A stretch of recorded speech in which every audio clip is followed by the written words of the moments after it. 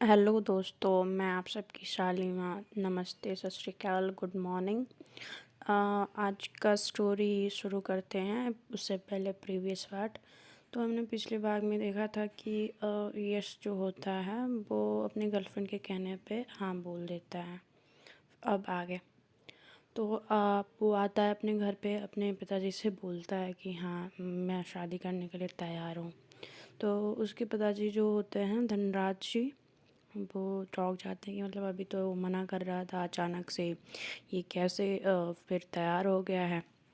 तो फिर इस बात को इग्नोर करते हुए वो खुश हो जाते हैं कि एटलीस्ट चलो ये मान तो गया, चलो एटलीस्ट ये मान तो गया, ये सोच के वो खुश हो जाते हैं। फिर इधर धनराज जी जो होते हैं वो फ़ोन लगा के शिवकराम को बताते हैं कि देखिए ऐसा ऐसा है और सारी तैयारियां अब शुरू कर दीजिए। फिर पंडित जी मुहूर्त देख के बताते हैं, तो ये सब होता है कि हाँ शादी के एक हफ्ते के बाद की डेट निकलती है। तो एक हफ्ते के बाद की डेट निकलती है। यहाँ पे जो यश होता है बहुत परेशान होता है अपनी गर्लफ्रेंड के इस बर्ताव से कि मतलब वो ऐसे कैसे बोल सकती है। शायद उसको कोई वो नहीं है, मुझसे कोई लगाव या अटैचमेंट नहीं है, या वो मुझसे प्यार नहीं करती, ऐसे ऐसे उसको ख्याल आने लगते हैं। तो ऐसे परेशान होकर घूमता ही रहता है। तब तक उसकी बहन जो श्रेया होती है वो उसके पास आती है और पूछती है कि भाई क्या हुआ। तो वो बोलता है कुछ नहीं, बस ऐसे ही। तो वो वहाँ पे कुछ नहीं बताता है श्रेया को और श्रेया वहाँ से चली जाती है। फिर आते हैं कृष्णा की फैमिली की तरफ। कृष्णा की फैमिली यहाँ पे खुश होती है और सारी तैयारियाँ होती हैं। कृष्णा भी खुश होती है और बहुत ज़्यादा एक्साइटेड होती है कि हाँ तो हाँ, तो ये मैं तो बताना भूल ही गई कि कृष्णा की जो फैमिली होती है उसमें जो उसके भाई बहन होते हैं वो कृष्णा सबसे छोटी होती है। बड़े भाई बहन की शादी इसलिए नहीं होती है कि वो नहीं करना चाहते और कृष्णा के लिए रिश्ता आया होता है, इसलिए उसकी फैमिली उसकी शादी कर रही होती है। तो इधर सारी तैयारियां होने लगती हैं। तो सगाई का रस्म की बात आती है।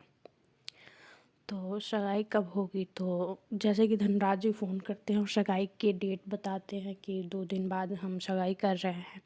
तो इधर ये लोग बहुत परेशान होते हैं कि इतनी जल्दी जल्दी तैयारियां कैसे होंगी।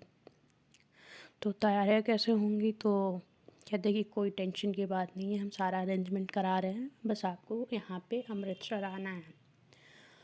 तो वो लोग अमृतसर आते हैं। तो अमृतसर में हॉल बुक हुआ हो रहता है। तो नेक्स्ट दिन तो ऐसे बीत जाता है, शाम होती है। तो सारे तैयारियां हो चुकी होती हैं। तो कृष्णा जो होती है अभी तक उसने श्रेया ने कृष्णा को देखा होता है, मगर कृष्णा ने श्रेया को नहीं देखा होता है। तो वह यहाँ पे तैयार होके कृष्णा आती है। तो गेट से कृष्णा भी गेट से जब कृष्णा अंदर की तरफ एंटर हो रही होती है तो वो देखती है श्रेया को। तो एक टाइम के लिए वो ठहर जाती है कि ऐसा क्या, मतलब देख के होता है ना कि हाँ लाइक दैट कि ऐसा क्या। तो एक नज़र देखती है तो थोड़ी देर के लिए देखती रह जाती है। फिर उसकी फैमिली में जो उसकी सिस्टर होती है वो कहती है कि चलो आगे चलते हैं। तो वो आगे जाते हैं स्टेज की तरफ। तो फिर वो जाती है वहाँ पे। तो वो वहाँ पे खड़ा होता है यश। यश को देखती है तो वो हल्की सी एक मुस्कान देती है। और फिर इन लोगों की रिंग सेरेमनी होती है। रिंग सेरेमनी में उसके तरफ से, उसके भाई की तरफ से श्रेया होती है और कृष्णा की तरफ से इसकी बहन रशिका होती है। तो फिर ये इन लोगों की रिंग सेरेमनी में क्या होता है कि एक ट्विस्ट आता है।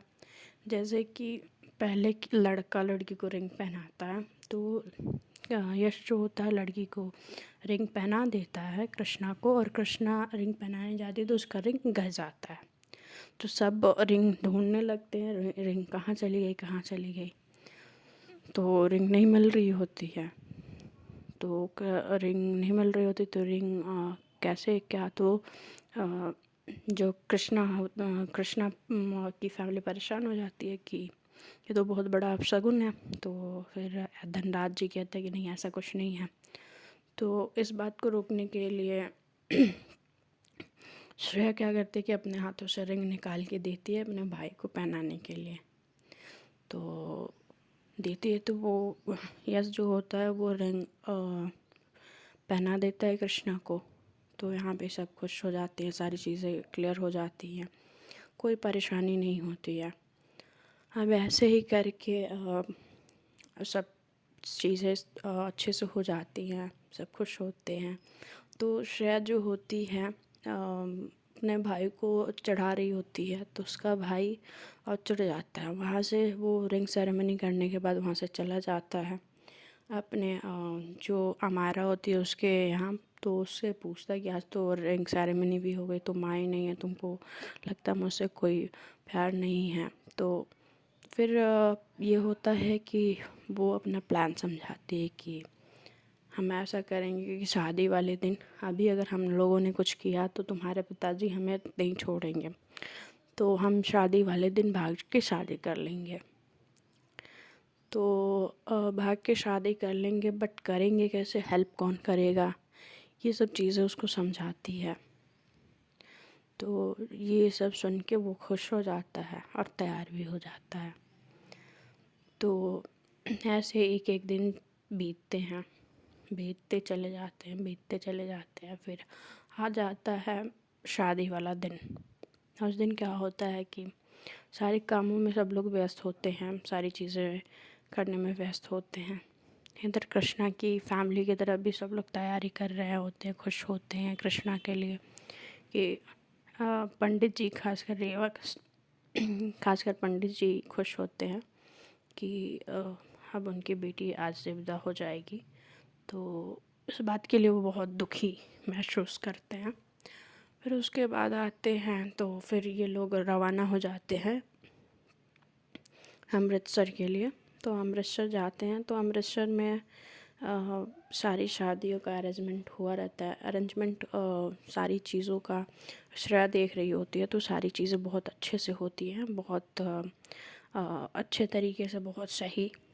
और क्या होता है कि सब लोग सारी तैयारियां हो रही होती हैं। वहाँ पे यश को बोला जाता है कि अपनी शेरवानी ट्राई कर लो, तो कि फ़िटिंग सही है या नहीं है। तो वहाँ पे वो अपना शेरवानी ट्राई करने के लिए जाता है। तो वहाँ पे बाथरूम में जाता है ट्राई करने के लिए। तो सब लोग अपने अपने में कामों में लगे हुए होते हैं। इधर आ जाते हैं सेवक राम जी का पूरी फैमिली आ जाती है अमृतसर, और अमृतसर में सारी तैयारियां चल रही होती हैं। तो इधर कृष्णा को तैयार किया जाता है, और तैयार किया जाता है। फिर यह ऐसा होता है कि सारी चीज़ें सही चल रही होती हैं। तो किसी को कोई दिक्कत नहीं, किसी को कोई प्रॉब्लम नहीं। तो फिर ऐसा होता है कि हाँ, तो फिर लड़का मंडप में बैठता है। लड़का मंडप में बैठता है और पंडित जी बोलते हैं कि लड़की को बुलाया जाए सारी तैयारी होने के बाद। तो लड़की को बुलाने को बोलते हैं, तो लड़की भी आ जाती है। और जैसे कि धनराज जी और उनकी पत्नी सोनिया जी बहुत परेशान दिखते हैं कि हाँ, बहुत परेशान हैं। फिर इनकी शादी होती है। तो शादी होती है तो जो शादी हो जाती है, फेरे हो जाते हैं, मंगलसूत्र, सिंदूर सब कुछ पहनाया जाता है। सारी रस्में परफेक्ट तरीके से हो जाती हैं। अब आते हैं बधाई की तरफ। तो जो सेवक राम जी होती हैं, राधा जी होती हैं, बहुत परेशान होते हैं कि अब से अब हमारी बेटी पराई हो गई है। तो उनकी माता जी जो होती हैं राधा जी, वो अपनी बेटी को बताती है कि कुछ भी हो जाए अपने पति का साथ नहीं छोड़ना। और वही चीज़ें बताती हैं कि बेटी, जब तक तुम मेरी थी तब तक तो तुम्हें कुछ नहीं बोला गया, तुम्हें कोई जिम्मेदारी नहीं दी गई, मगर आज से तुमको 2 परिवारों की जिम्मेदारी और इज़्ज़त संभालना है। तो वो रोने लगती है। फिर रोते रोते सब सारी चीज़ें होती हैं, विदाई होती हैं। इधर आते हैं गृह प्रवेश की तरफ। तो गृह प्रवेश के तरफ आते हैं तो यहाँ पे धनराज जी का जो घर होता है बहुत ज़्यादा बड़ा होता है, बहुत ज़्यादा बड़ा होता है। तो गृह प्रवेश कराया जाता है। गृह प्रवेश कराने के बाद फिर मेहंदी का रस्म जो होता है कि हाँ मेहंदी जो दीवार पे, हमें नहीं पता ये बाकी के यहाँ क्या कहा जाता है, बट हमारे यहाँ मेहंदी का रस्म कहते हैं उसको। दीवार पे हाथ बहू के हाथों का छाप छोड़वाया जाता है। फिर आरती हुई, फिर अंदर आते राधिका जो कृष्णा होती है देखती है कि इतना बड़ा घर, तो वो थोड़ा सा वो हो जाती है कि मतलब मैं इतने बड़े घर की बहू और मैं कैसे सारी चीज़ें संभालूंगी। तो वो फिर थोड़ा सा कह दी कि हम मैं सब कुछ करने की कोशिश तो बिल्कुल ही करूँगी। तो वो फिर क्या होता है कि हाँ फिर आता है अंगूठी के रस्म पे। अंगूठी के रस्म में ये होता है कि वो उसकी मम्मी सारे रस्म करवा रही होती है और जल्दी जल्दी ये सारे रस्म हो रहे होते हैं। तो ये सबको ये नहीं समझ में आ रहा था कि इतनी जल्दी जल्दी से रस्में क्यों पूरी करवाई जा रही हैं। तो ऐसा होता है कि ये चीज़ कैसे, तो कि सब लोग सोचते हैं कि इतनी जल्दी रस्म क्यों करवा रही हैं, तो बट किसी को कुछ पता नहीं होता है कि ऐसा क्यों हो रहा है। तो सारी चीज़ें हो जाती हैं। फिर रस्मों में जो अंगूठी की रस्म होती है जो ढूंढी जाती है, तो खूब अच्छे से एक गमला सजाया जाता है, उसमें पत्थर और सिक्के और दूध और फूल, पंखुड़ियाँ गुलाब के डाले जाते हैं। तो उसमें ढूंढने को कहा जाता है। तो उसमें जो जो यश होता है वो यश तीनों बार जीत जाता है। तो ये डिसाइड हो जाता है कि हाँ मतलब घर में यश का ही चलने वाला है। तो यश खुश हो जाता है। फिर आते हैं, फिर सेकंड रस्म आती है मुँह दिखाई का रस्म। तो वहाँ पे सारी आंटियाँ आई रहती हैं। तो आंटीज़ लोग सब उसके मुँह दिखाई बहुत उसकी खूबसूरती की वो कहते हैं कि बहुत खूबसूरत बहू लाया है, बहुत खूबसूरत बहू लाया हो आप, आपके घर में तो चाँद आ गया है, ऐसा कहते हैं।